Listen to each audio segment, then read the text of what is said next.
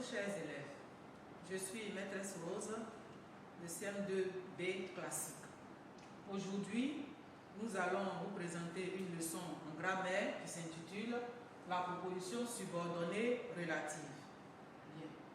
L'objectif de cette leçon est de reconnaître la proposition subordonnée relative dans une phrase complexe. Bien. Donc, en rappel,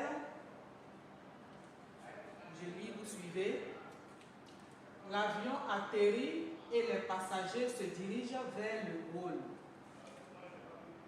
La consigne, relevez les propositions indépendantes dans cette phrase. Bien. Les propositions indépendantes, avant de les relever, on va d'abord se poser la question: combien de verbes contient cette phrase? On a deux verbes qui sont atterri, et se dirige. Bien. Si on a deux verbes, cela veut dire qu'on a aussi deux propositions. Bien. Donc la première proposition indépendante sera l'avion atterrit. Et la deuxième, les passagers se dirigent vers le hall. Bien. On constate que ces deux propositions sont indépendantes parce qu'elles ne dépendent d'aucune autre proposition. Elles se suffisent à elles-mêmes. Et on constate qu'il y a le mot « et » qui est une conjonction de coordination. Donc la deuxième proposition indépendante est coordonnée à la première proposition par la conjonction de coordination « et ». Voilà les deux propositions indépendantes. L'avion atterrit, les passagers se dirigent vers le hall. Bien. Maintenant, on va passer à notre leçon proprement dite, la situation d'apprentissage. Lisez silencieusement.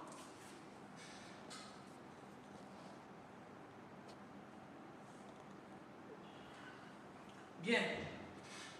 Je vais lire à haute voix, suivez. Les élèves rangent les livres qui sont dans les étagères. J'aime beaucoup la blouse que tu m'as offerte. Bien. La première phrase. Les élèves rangent les livres qui sont dans les étagères. Donc ici, on va essayer de trouver la proposition subordonnée dans ces phrases-là. Donc ici, les élèves rangent les livres qui sont dans les étagères. La question, il y a combien de verbes dans cette phrase? On a deux verbes qui sont range, je souligne, et sont.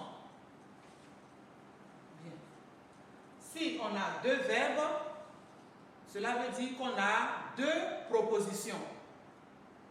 La première proposition est les élèves rangent les livres.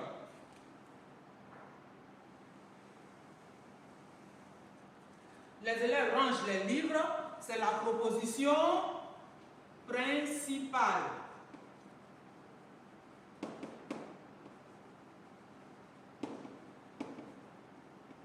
Proposition principale parce qu'elle est le fondement de la phrase, c'est le moteur de la phrase.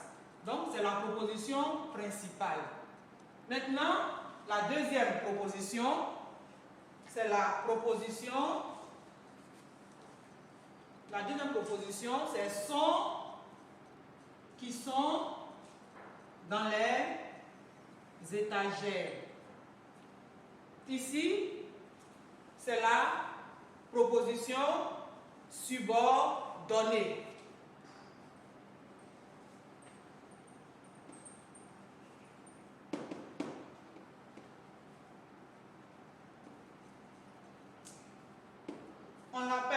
proposition subordonnée parce qu'elle dépend de la proposition principale. Bien, maintenant, il y a un mot qui relie la proposition subordonnée à la proposition principale. C'est lequel? On l'a vu, hein? Donc, c'est qui. Qui ici, quelle est sa nature? C'est un pronom relatif. Bien. Qui est le pronom relatif qui relie les deux, la proposition subordonnée à la proposition principale? Donc, qui étant pronom relatif, donc la proposition subordonnée sera appelée proposition subordonnée relative. Proposition subordonnée relative. Cette proposition subordonnée relative est introduite par le pronom relatif qui. Très bien. Maintenant, cette proposition subordonnée relative introduite par le pronom relatif qui ici remplace quel nom? Qui ici, on regarde bien, remplace livre. Parce que qui est le sujet de son. Qui est le sujet de son. Parce que cette phrase, on pouvait la réécrire autrement. Vous pouvez dire, les élèves rangent les livres. Les livres sont sur la table.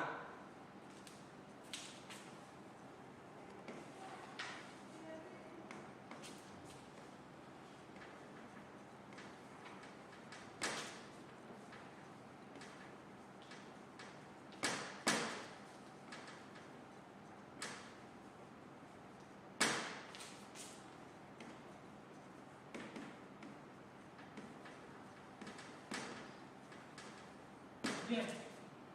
On constate ici qu'il y a une répétition au niveau du mot livre. Les livres, les livres. Donc, pour éviter cette répétition, voilà, ici, les livres, sujet de son, est remplacé par le pronom relatif qui. Donc, les élèves rangent les livres qui sont dans les étagères. Excusez-moi. Le plutôt dans les étagères. Autant pour moi. Les livres sont dans les étagères.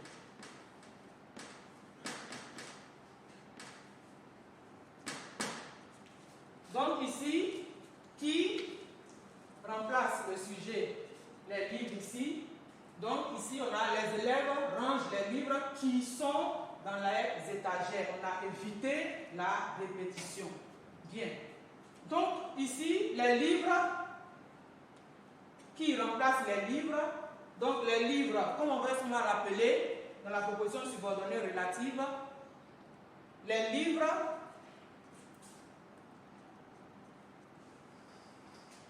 c'est l'antécédent.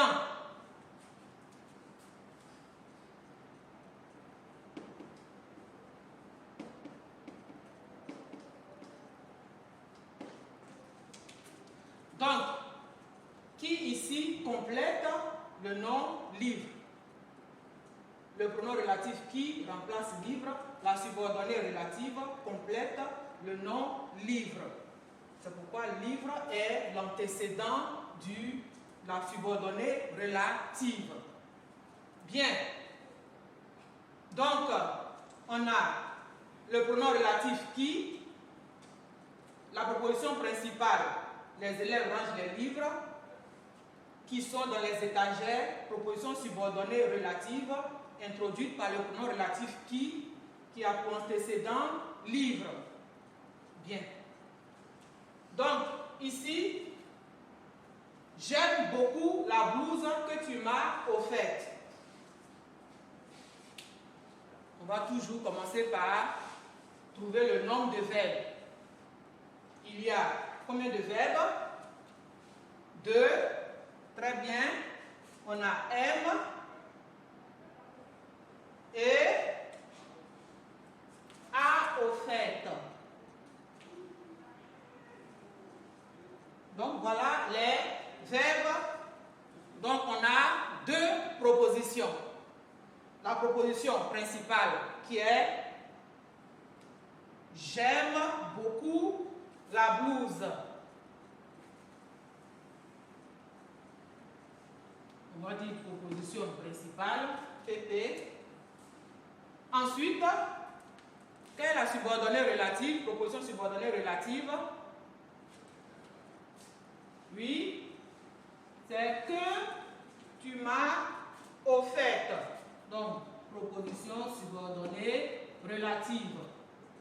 Maintenant, le pronom relatif ici, qui introduit cette proposition subordonnée relative, est que. Cette proposition subordonnée relative a pour antécédent. Quel est l'antécédent? L'antécédent ici, c'est blouse.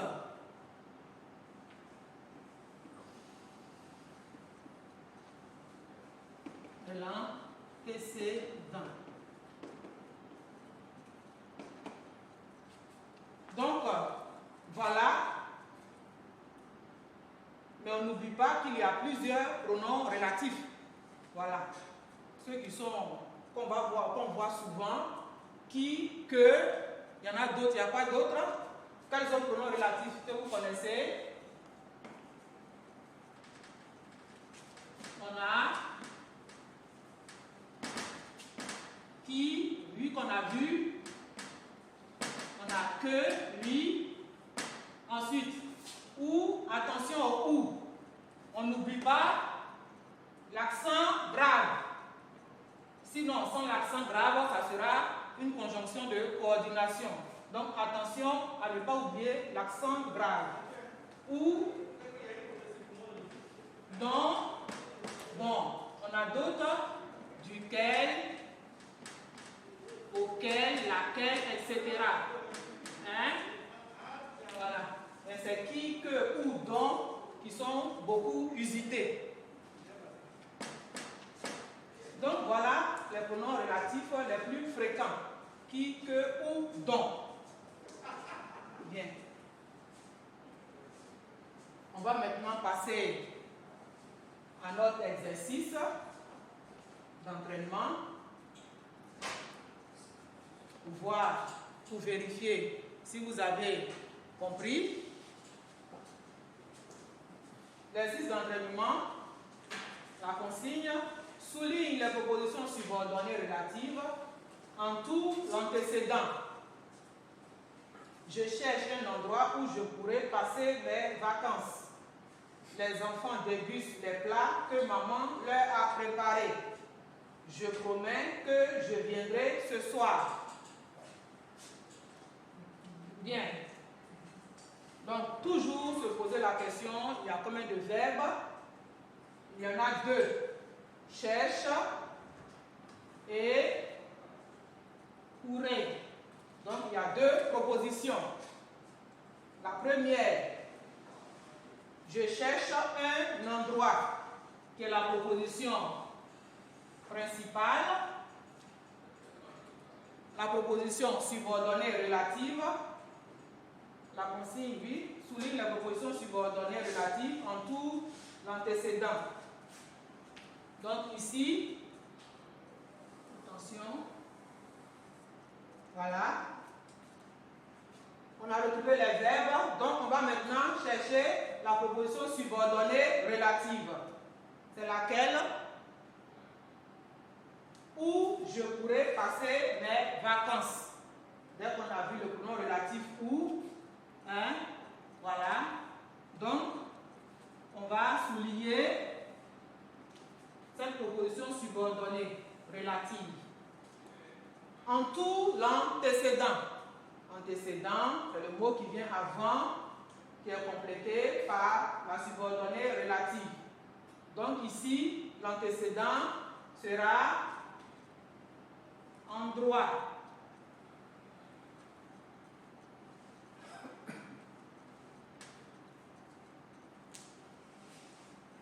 Donc, en droit, on va préciser antécédent.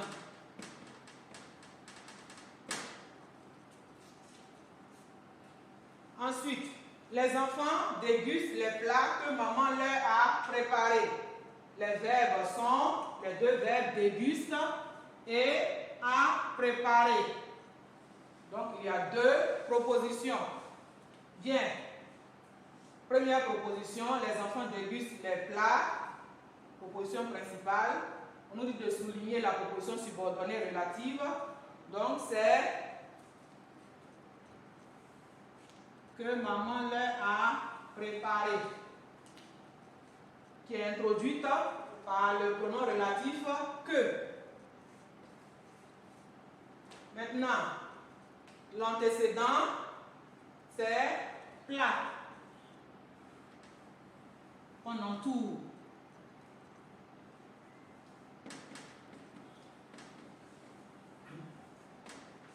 La troisième phrase. Je promets que je viendrai ce soir. On a aussi deux verbes, promet et viendrai. Donc il y a deux propositions. Mais attention, qu'est-ce qu'on remarque? On remarque qu'on a que. Mais est-ce que ce que est un pronom relatif? Non.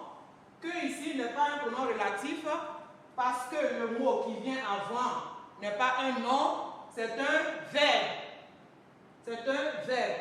Donc ici, que est une conjonction de subordination. Que n'est pas un pronom relatif. Donc ici, on n'a pas de proposition subordonnée relative, mais une proposition subordonnée complétive. Ici, elle complète le verbe. Ce n'est pas un nom. Or, ici, vous constatez bien que ici a pour antécédent un nom. Or, ici, que est placé après un verbe. Donc, ici, c'est une conjonction de subordination et non un pronom relatif. Donc, ici, on ne souligne pas parce qu'il n'y a pas de proposition relative dans cette phrase. Bien, donc il faut faire attention à que et que. Voilà. Donc, notre leçon sur la proposition subordonnée relative prend fin. J'espère que vous l'avez comprise. Ce qu'il faut retenir, c'est de savoir que la proposition subordonnée relative est introduite par le pronom relatif. Les pronoms relatifs qui peuvent être qui, que, où, dont, laquelle, duquel, auquel, et qu'elle a pour antécédent un nom. Bien. Vous aurez de plus amples détails dans le résumé qui vous sera envoyé par voie électronique avec d'autres exercices d'appui. Bon, je vous remercie. Portez-vous bien et à la prochaine.